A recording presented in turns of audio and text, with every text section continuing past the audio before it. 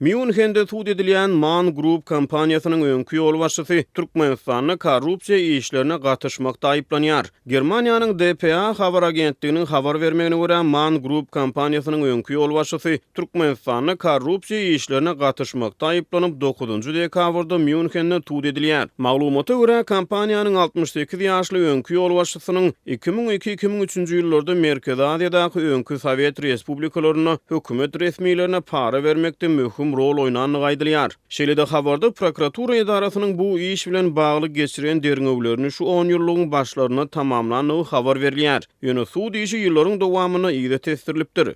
Derňewe görä türkmen resmiýetleri wajyp bir kontrakt üçin kompaniýadan 1 näçe million euro talap edipdir. DPA manyň Türkmenistanyň Eýrana goly ýaraçäginde ýerleşýän ýanygyç ýataklaryny TV gaz kompresoryny gurmaga gatnaşanyny habar berýär. Habarda jemi 8 million eurodan gowrak pulun para hökmüne berileni gaýdylýar. Geçirilen derňewlere görä manyň aýplanýan ýol başçysy türkmen resmiýetleri bilen gelinen ulalaşyklarda para wada bermekde aýplanýar. Germaniýanyň medeniýetiniň mundan ozal Man Group kampaniýasynyň Gazagystanyna korrupsiýa işlerine gatnaşanyny barada habarlar peýda bolupdy. Spiegel neşriniň ýazmagyna görä manyň geçiriji tehnikalary boýunça bölüminiň öňkü ýol başçysynyň 2010-njy ýylyň martynda Müncheniň etraf huduna bolan suud diňlenşigine ol Gazagystanyň döwlet gaz kampaniýasynyň ýol başçylaryna 9 million euro möçberine para berenligini boýun aldy. Nemis neşriniň ýazmagyna görä 2009-njy ýylda manyň edaralaryna ýurt boýunça geçirilen reýtlerden soň kampaniýanyň öňkü ýol başçysy Hakan Samuelson bilen bir hatarda beýleki käbir ýokary derejeli dolandyrjylar wezifelerinden çekilmäge mejbur bolupdy.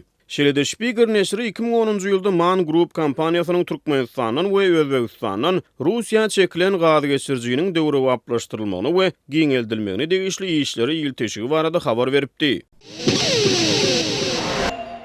Türkmenistanyň Lewap we Mary vilayetlerinde raýatlaryň bankomatlardan pul naklaşdyrmak bilen bagly problemalary, bankomatlaryň öňündäki nowatlar dowam edýär. Bu barada Azatlyk radiosynyň bir-birinden garaşsat Lewapdaky we Mardaky habarçylary habar berýärler. Şuň Mar şäheriniň Belen Söwda merkeziniň golaýyndaky Türkmenistan bankynyň daşynda ýerleşdirilen bankomatlaryň öňünde 200-300 adam üýüşdi. Gelinler kömek pullaryny almak üçin öz kiçijik çağlaryny hem alyp barypdyrlar. Olar nowatlaryny ýitirmejek bolup ýagynly hem sowuk howada bir näçe sagatlap dik ayak üstünde durýarlar. Adamlar işlemeýän bankomatlary da nowat belleýärler diýip howpsuzlyk aladalar sebäpli gidlinlik şertinde söhbetleş olan habarçy 9-njy dekabrda gurrun berdi. Onuň sözlerine görä bu ýerde diňe 2 bankomat işleýär. Olaryň hersi 400 manatdan berýär. Her bir adam plastik kartyny 2 ýerek salyp çykaryp 800 manady naklaşdyryp bilýär. Mundan başga nowata duran adamlaryň arasynda goh galmagal hem döredi. Polisiýa işärleri her 5 adamyň nowatundan soňra maýyply katy bar bolan adamlaryň ýa-da pensionerleriň birini nowatsız goý bermegi tapşyrdy.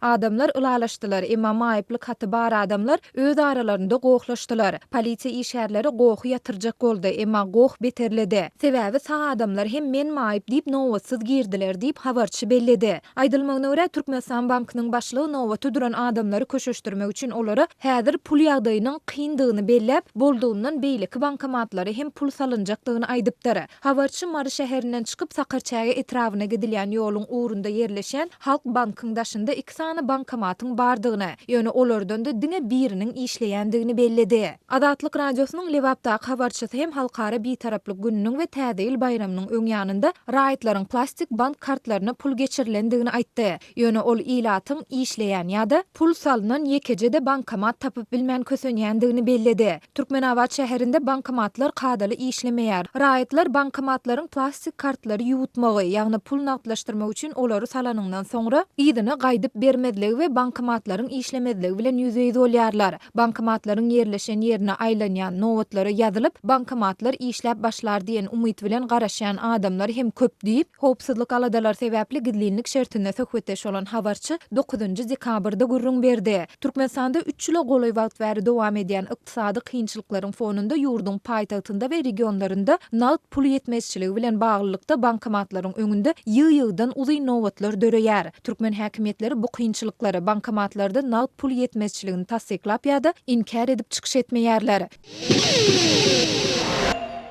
Marada döwlet edara kärhanalaryny we telekeçilere dekabryň ortasyna çenli täze ýyl arçasyny bedemek tapşyryldy. Mara welaýatyny döwlet edara kärhanalaryna häkimligiň täze ýyl arçasyny 15-nji dekabra çenli bedäp taýýarlamak boýunça buyruk berildi. Häkimlik welaýatyň çägindäki her bir hususy dukan eýelerine dukanlarynyň öňüne täze ýyl arçasyny oturtmagy ýa-da dukanlaryň aýnalaryny täze ýyl bedegleri bilen bedemegi tapşyrdy. Bu barada Azatlyk radiosynyň habarçysy 9-njy dekabrda Maradan habar berdi. Habarçynyň maglumatlaryna görä vilayet merkezine täze ýyl arçasyny oturtmak boýunça döwlet edara kärhanalarynyň ýol başçylaryna vilayet häkimligi tarapyndan dilden görkezme esasyna berildi. Onuň tasdiklamagyna görä Marynyň merkezine döwlet edara kärhanalarynyň hasabyna bedeljek arçadan daşgary her bir hususy dukan eýelerine dukanlaryň işigine ýa arça bedäp oturtmak ýa-da dukanlaryň penjerelerine ýanyp sönýän çyralary we beýleki bedegleri asmak tapşyryldy. Habarçy bedeg işleriniň vilayet häkimi tarapyndan ýürüýtip barlanjakdygyny habar berýär. Adamlar giýjesi bilen işlemeli edildi. Mara vilayatynyň häkimi 15-nji dekabr güni vilayatyň ähli köçelerini hut özüniň aýlanjakdygyny ähli edara başlyklaryna duýdurdy. Hemme sewda nokatlarynyň işiklerini hökmany suratda bedeg işlerini geçirmeli diýip Azatlygyň habarçysy howpsuzlyk ýagdaýlary sebäpli atlandyrylmadyk şertini Maradan habar berdi. Ol täze ýyl arçasyna degişli käbir çykdyjylary öwrenni. Arçalara dakylýan kişi çyralaryň bahalary 30 manatdan 100 manat aralygyna, arça asylýan oýunjoklar 20 manatdan başlanýar diýip habarçy aýtdy. Onuň sözlerine görä vilayet merkezine satylýan täze ýyl bedegleri esasan Hytaýda öndürilýän oýunjoklar we bedeglerdir. Habarçy vilayatyň ähli edara kärhanalaryna täze ýylyň bedeg we taýýarlyk işleri üçin büdjet işgärlerinden pul ýygnalýanlygyny habar berýär. Azatlyk radiosy bu maglumatlar boýunça Mara vilayatynyň häkimliginden kommentariýa alyp bilmeýär. Vilayet häkimligine täze ýyly taýýarlyk işleri bilen bagly badalýan işçilik prezident Berdimuhammedowyň 2-nji dekabrda Aşgabatyň hemde vilayet häkimleri bilen geçiren video şekilli iş maslahatyna täze ýyly bir taýýarlyk görmegi tapşyrmagynyň ýygyanyna gabat gelýär. Şonu prezident bayramçylyga taýýarlyk işlerini köp sanly döwlet düzümlerini we edaralary çekmegi tapşyrypdy.